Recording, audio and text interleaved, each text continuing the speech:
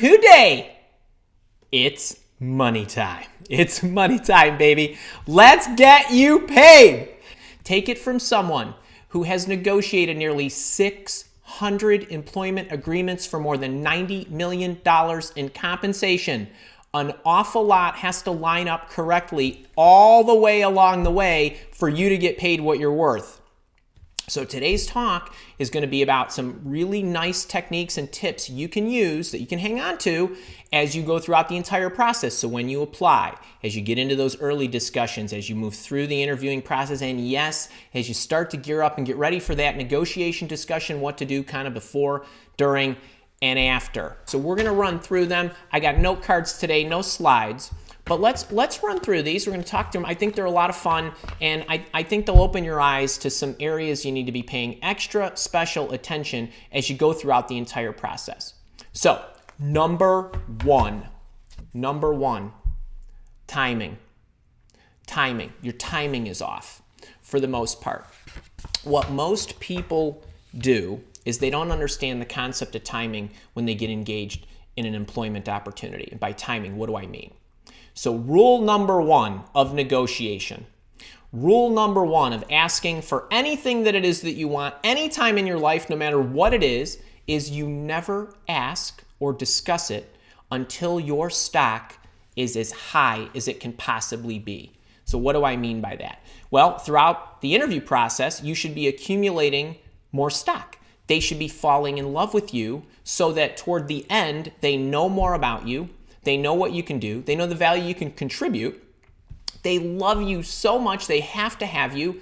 When you get down there to the end, if you've built up your stock like that, they're going to pay you more. They're going to make sure they hire you. When is your stock the lowest? At the beginning, because all they have is a piece of paper on you, right? Or something you might have filled in an applicant tracking system. All right, so let's get down to brass taxes on this one because it's a big honking deal. Let's talk examples, mistakes, and what to do instead. So think about all the stuff that occurs in the beginning, right? You're filling in an application. What's one of the boxes that they're asking you about? What's your expected salary? What's your desired salary? What about when you get into the phone screen? The recruiter or the HR person says, hey, what's your expected salary? How much is it going to take for you to leave? What do you need to make a move? Whatever the way they package it, they're asking you right out of the gate. So never, ever, ever, ever, ever discuss what your desired salary is in the beginning. Now, let's give you some real concrete examples here. On the application, you might be, I'd prefer if it's an open field where it asks, you just put open or negotiable. But you might be saying, well, hey, Andy, that's great, except this isn't an open field. It's making me pick a range, a number, 51,000 to 54,000 and 55,000 to 59,000 and so on. If you have to put a number in, just use your current salary. Don't worry about the application. Just put what you're currently earning as your desired salary. No one's going to hold you to it. They don't know you yet. Really what they're looking to do is they're looking to screen people out that want too much. So you don't want to eliminate yourself too early. Now when you get into the process and the recruiter or the HR person or the screener or whoever it is you're speaking with, I don't care if it's the CEO, it doesn't matter who it is, whoever requests your desired salary, I would like you to give them an answer that goes a little something like this. Compensation is important to me, but it's really only one component, and I'd really like to look at the entire offer of working here. And that, to me, there's many things that go along with that. It's what I get to do, who I get to do it with, the training opportunities, the career development opportunities, the vacation, the benefits. All of those things are really important to me, so I can't possibly give you an educated answer to what my desired salary is until I understand all of those other aspects, which I'm really looking forward to learning about throughout the interview process. But I'm absolutely sure if we're right for each other, and you like me and I like you, we'll be able to come to something amenable or agreeable or something of that nature. You definitely do not want to give them a number. No good could come from you giving them a number. Why? So let's say your desired salary in your head is $50,000. And the recruiter says, what's your desired salary? And you say, it's $50,000. And the recruiter's thinking, this job pays $75,000. Good. You get down to the end, there's your offer, $50,000. and you're thinking, well, hang on a second, I didn't realize the job actually pays more, and so on and so forth. And now you're not sticking to your word. Or how about this one? You say 50, and the recruiter says, well, the top end of the range is 48. And you're thinking to yourself, well, okay, now what? Trust me when I tell you, and we're going to talk about this a little more in the next one, there's not a recruiter on earth or an HR person on earth that's going to determine whether you get hired or what you get paid. I mean, unless, of course, they're hiring you for their team and they're the hiring official making those decisions. But for the rest of us, they have virtually no say in what you're ultimately going to get paid. What can they do, though? What power does a recruiter or an HR person have at the early stages of this process? They got the power to screen you out. So we don't want that happening to you. So no good. Trust me, only bad stuff can happen. You are rarely, ever going to thread the needle. And your stock isn't very high. So you might be worth twice as much as you think, based on their evaluation. So no good could come of that. So let's kind of segue in. Let's beat up the recruiters a little bit more. Sorry for all you recruiters out there. I love you. I'm a recruiter too. But let's talk about number 2, mindset. Mindset. So, and when I say mindset, stay in the game. I want you focused on you, not their money. And when a recruiter says to you something like, well, the job only pays $48,000, or the range is, $45,000 to $48,000, and you're thinking, I make 48 or I make 50. Now what?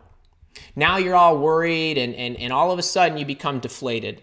Your posture changes, your mentality changes, the way you approach the whole process changes because the recruiter set a poor table for you and you actually listened to it. I'm telling you, don't pay any attention to what the recruiter tells you the job pays. It's really not that material as much as you think so. It's not that material at the beginning of the process. Why not?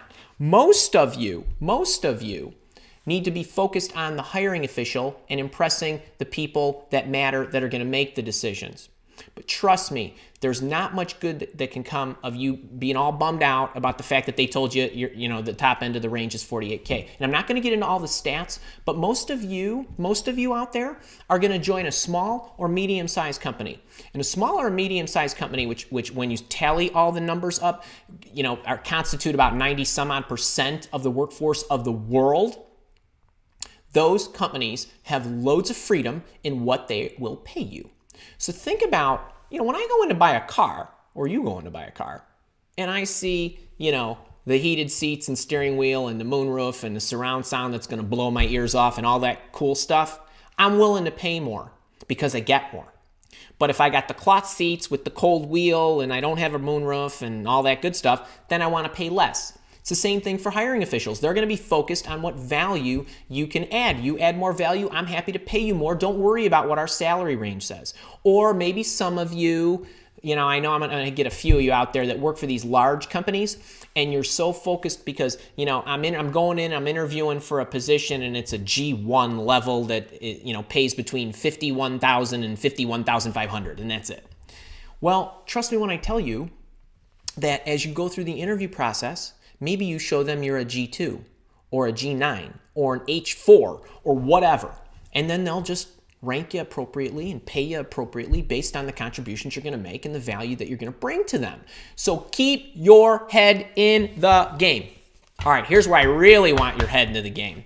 Number 3, your stories lack power.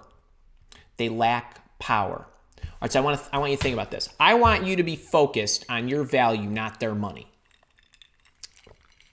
I also want you to realize that getting paid well and negotiating well at the end is not about you understanding all the tips and tactics and tricks and techniques and countermeasures that go along with the arm wrestling that is negotiation. The best negotiators worry about, or I should say plan for, having an environment that is sound for them. They create a negotiating environment where they've built up all their stocks so they're standing tall. They've planted all the seeds along the way so the discussion is an afterthought. You need to be focused on building that foundation for yourself so that you're blown away by the number of dollars that the employer wants to give you. How do you do that? You have power in your stories, and what gives them power? You showing your value and what you're going to be able to contribute to the company. Now, when you interview, there's only 3 things that should happen when you utter a word, or your body language, or what you do or what you don't do. Every single thing that comes out of your mouth or any gestures you make, do one of 3 things. They show how you add value, or they develop chemistry and camaraderie with the person you're speaking with or the team you're speaking with. Or the third thing that they do is it gathers intelligence, because you have to make a good decision about working there. That's all you're shooting for. Value, chemistry, information. So how do you add more value to your story? So there's many ways to do that. One quick example that I said, a couple of minutes ago, was I told you that I've negotiated nearly 600 employment agreements. That's true. For more than $90 million, almost $100 million. That's true. That's not the same as saying I've negotiated a lot of employment agreements, or I have helped my job candidates get a lot of dollars. Those are not the same. Those sentences don't have the same level of power. So there are a number of different ways and tactics that you can introduce power into your story to show the value you can create. So how would you do that? Well, I have an aid for you.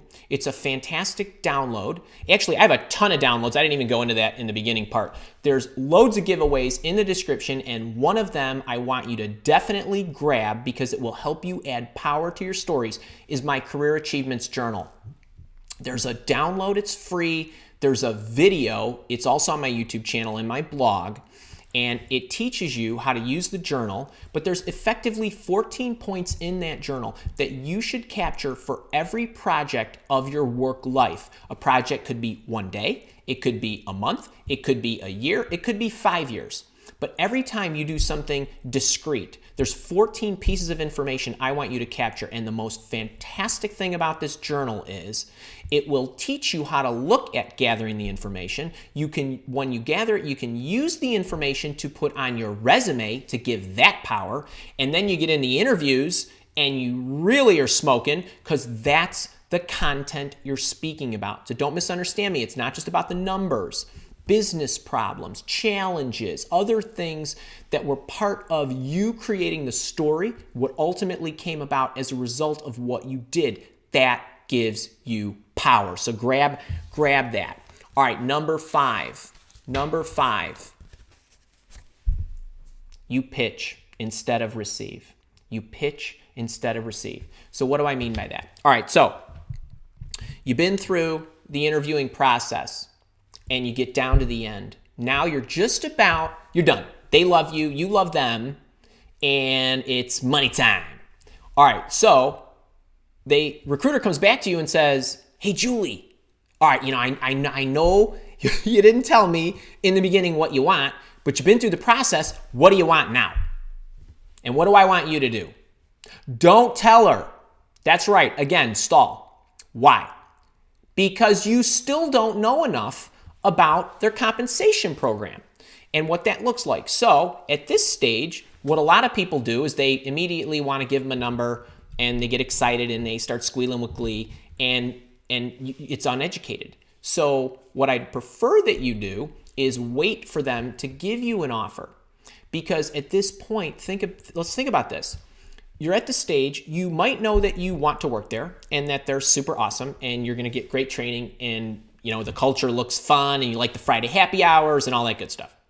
But what you don't know, no matter who you are, if you're a junior person just getting your first job or you're a senior executive, you don't know what the overall compensation structure looks like. So even if you have the most basic compensation structure out there where you get a salary and you get benefits, or you get a salary, maybe a bonus and benefits, when you say, hey, I'm cool with $50,000, then they give you the offer. There you go, $45,000 in base salary, $5,000 in a bonus, and there's your benefit package, which, oh my goodness, costs you an extra $1,000 a month than your other employer. Now the $50,000 is $45,000 minus an extra $12,000, and you can't even pay your rent. And now what do you have to do? Well, I wanted $50,000 over, but now you start getting into this, well, you're not holding up to your word and all that stuff. Bad stuff happens. Or how about this? You're a senior exec. A lot of the women and the men that I deal with, they're like 8, 9, 10 components to their compensation. And they got base, and they got bonus, they got quarterly commissions, they've got profit sharing, they got phantom stock or restricted stock units, they've got accelerators, they got all kinds of stuff. If you don't understand all of the components, you're not giving them an educated number still at the end. So what I'd prefer that you do is say, look, we've been through the dance. You've seen what I can do. I'm absolutely certain you're going to make me a fair offer. Just extend your offer. Let me look at it. And then I'll have a much better understanding of what the whole process looks like. And I will very quickly give you feedback, if not instantly, certainly within a day. Just give me a chance to think about it and assemble my thoughts, and I'll come back to you. So I want to make sure it's better for you to know it's better to react in that case because you're getting more information. You got more information, you can make an educated decision. And then one time you go back to them with your thoughts and a bunch of other stuff. And I'm not going to go into all my countermeasure tactics. You want those, you got to join the boot camp. But I want to make sure that you are receiving and not pitching. But speaking of countermeasures, number 5, one of the biggest sins of all, you don't counter. You don't counter. You should counter. But wait, let me get a couple things out of the way really quick. Yes, there are times you should not counter, because to do so would be borderline, if not flat out insulting.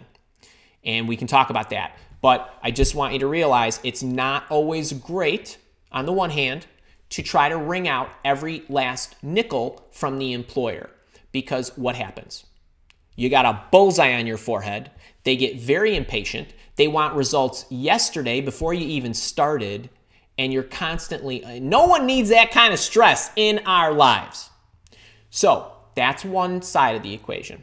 The other side of the equation is, let me give you some other statistics. And actually, I want to give you one from another trainer. I follow everybody in the market, or at least the well-known ones. And I think she said she ran a survey or something like this, maybe it was a year or two ago. And she and her company discovered that just by asking for more money resulted in about a $5,000 increase for the people that she surveyed over the course of the year. My statistics of all those 580 some odd people was like closer to 10. But there are obviously demographics involved. We generally deal with people who earn more than $50,000 to $1 million, $50,000 to $1 million, since we're dealing with a higher bracket. But regardless, I want you to know that that's the case. Now, what you need to know about employers, and I'm speaking in generalities here, most employers want to come to the table with a good and fair offer, but an opening offer, not their final offer. Why would they do that? Well, first off, they're not trying to hoodwink you. Let's give employers, as much as we love beating them up, let's give them benefit of the doubt. They want to hire you. Of course they want to hire you. They're extending an offer, and they want you to accept it, and they've spent a lot of time with you. But they also know or anticipate that you're probably going to push back a little bit. You're going to tug on them. And they want to be ready for that. And they want to be able to not be stubborn and give you a little more. So they're prepared for that. In most cases, unless they come to the table and they say, hey, this is it, man. This is the last nickel in the coffee jar. Then that's a little scary too, because then you have to worry about down the road what's going to happen. You're not going to get any raises. But you know what I mean? They're ready for you to ask. So my message to you today is, even if you don't know what you're doing, just politely ask for more. Say, I was hoping for a little more money on the base, or bigger bonus, or more time off. We had Lita, bless her heart, I don't know if she's here today, probably not. She's at her new job. She went through this struggle, but she wanted more vacation. And so she and I, through the Mile Walk Academy in the training system, went back and forth to give her all the countermeasures. And she ended up getting everything she asked for, even though she agreed to the offer and then had to go back and ask for more. So, this stuff happens, but it's better to know, better to receive, get the information, look it through, and then counter. And you likely will get some more money, especially if you've done number 3 well. All right, so let's recap them. We've got making sure your timing is good. Delay till your stock is the highest. Second thing we want you to do, stay in the game. Don't worry about what you've been told by a recruiter. the recruiter is not the person who decides, or the HR person. Number 3, we need some real power in your stories. Get the Career Achievements Journal. Get the Career Achievements Journal. It'll help. Number 4, make sure you are receiving, not pitching. And number 5, make sure to counter. By the way, what I didn't mention, also in the description, I did a video a couple years ago, I don't know, a while ago, on how to negotiate. And it focuses a little more on the negotiation. There's a 1-page negotiation guide. It's a little checklist for you. Grab it. It's free. It'll help you.